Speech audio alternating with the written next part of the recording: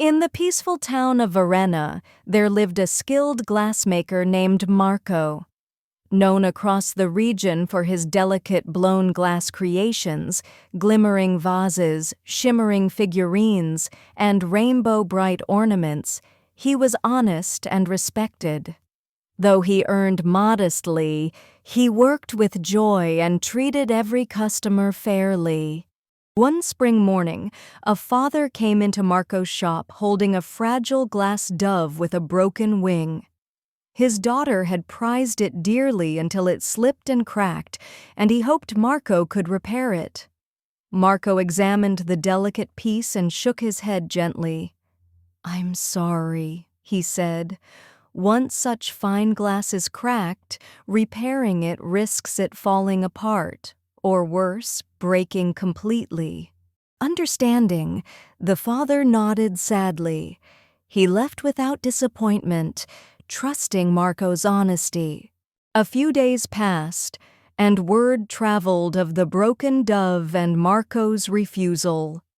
Instead of complaints, stories of Marco's integrity spread and drew more people to his shop, seeking beautiful, well-crafted items from a craftsman they could trust.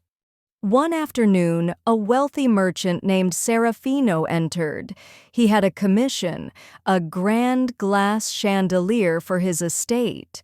It needed to outshine anything in the county.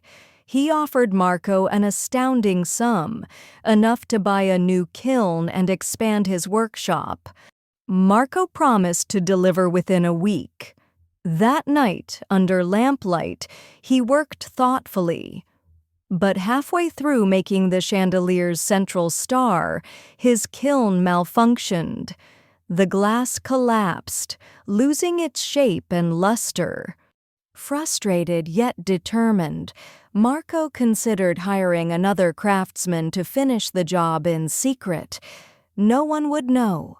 His pride swelled at the thought of fulfilling the commission without delay and collecting the generous pay.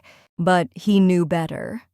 Honesty was the foundation of his reputation and his quiet joy in his work.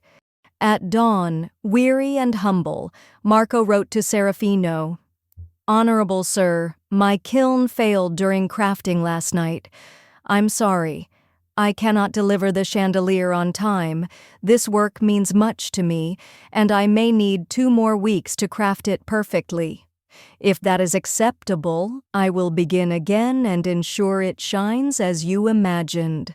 If not, please let me know, and I will refund your advance without hesitation." He delivered the note personally and waited. Serafino read it and frowned. The delay would trouble his plans for hosting nobles. He returned to the workshop, expecting an embarrassed craftsman, calculations for refund or excuses. Instead, he found Marco quietly reheating his kiln for a second attempt. Marco greeted him respectfully.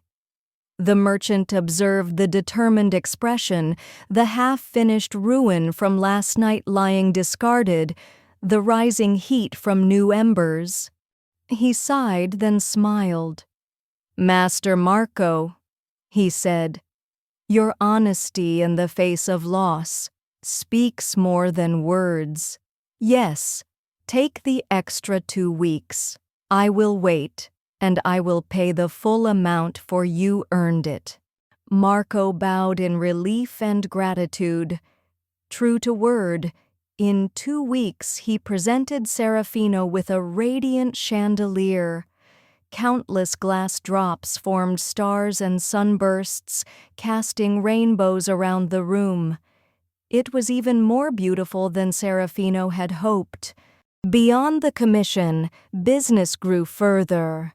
Nobles, townsfolk, and travelers sought Marco's work, not only for its beauty, but because they trusted the craftsman's word and cared for by his integrity.